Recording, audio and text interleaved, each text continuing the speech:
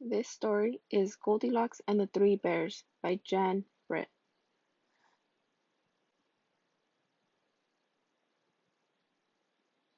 Once upon a time, there were three bears who lived together in a house of their own in a wood.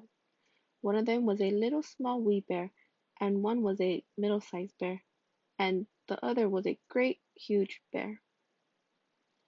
They each had a bowl for their porridge, a little bowl for the little small wee bear, a middle-sized bowl for the middle-sized bear, and a great huge bowl for the great huge bear, and they each had a chair to sit in, a little chair for the little small wee bear, a middle-sized chair for the middle-sized bear, and a great huge chair for the great huge bear, and they each had a bed to sleep in, a little bed for the little small wee bear, a middle-sized bed for the middle-sized bear, and a great huge bed for the great huge bear. One day, after they had made their porridge for breakfast and poured it into their porridge bowls, they walked out into the woods while the porridge was cooling. And while they were walking, a little girl named Goldilocks came to their house. First she looked in at the window, then she peeped in at the keyhole, and seeing that no one was at home, she lifted the latch. The door opened before her, and in she went. How pleased Goldilocks was when she saw the steaming porridge on the table. The sweet smell of porridge with roasted nuts, honey, and berries filled the room. It was so tempting that Goldilocks set about helping herself. First she tasted the porridge of the great huge bear, but it was too hot. Then she tasted the porridge of the middle-sized bear, but it was too cold. And then she tried the porridge of the little small wee bear, and it was neither too hot nor too cold. It was just right. She liked it so much that she ate it all up. Then Goldilocks sat down in the chair of the great huge bear, but it was too hard for her. Then she sat down in the chair of the middle-sized bear, but it was too soft for her.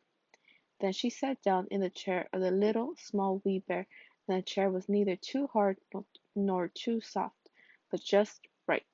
So Goldilocks seated herself in it, and there she sat until the bottom of the chair gave way, and down she came, plump, upon the floor. Then Goldilocks went upstairs to the bedroom in which the three bears slept. First she lay down upon the bed of the great huge bear, but that was too high at the head for her. Next she lay down upon the bed of the middle-sized bear, but that was too high at the foot for her. Then she lay down upon the bed of the little small wee bear, and that was neither too high at the head nor foot, but just right. So she covered herself up comfortably and fell fast asleep. By the time the three bears thought their porridge would be cool enough to eat, so they returned home for breakfast. Now Goldilocks had left the spoon of the great huge bear standing in his porridge. "Somebody has been at my porridge," said the great huge bear in his great rough gruff voice. And when the middle-sized bear looked at her, she saw that the spoon was standing in it too. "Somebody has been at my porridge," said the middle-sized bear in her middle-sized voice. Then the little small wee bear looked at his bowl, and the spoon was in the porridge bowl, but the porridge was all gone. "Somebody has been at my porridge and eaten it all up," said the little small wee bear in his little small wee voice. Upon this the three bears, seeing that someone had entered their house and eaten up little small wee bear's breakfast, began to look about them.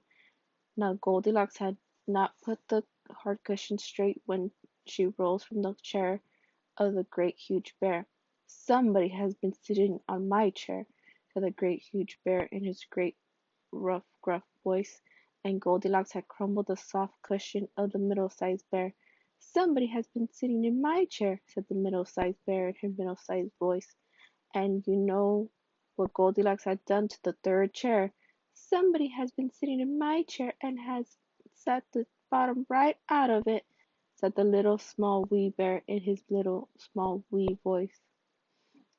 Then the bears thought it necessary that they should make a further search, and they went upstairs to their bedroom. Now Goldilocks had pulled the pillow out of the great huge bear out of its place. "Somebody has been laying in my bed," said the great huge bear in his great rough gruff voice. and Goldilocks had pulled the cover of the middle-sized bear out of its place. "Somebody has been laying in my bed," said the middle-sized bear in her middle-sized voice. And then the little small wee bear came to look at his bed. There was Goldilocks, sleeping peacefully, her long shiny braids spread across his pillow. Little Small Wee Bear just stared at her for a moment and didn't say anything. But then he cried, "Somebody has been laying in my bed, and here she is!"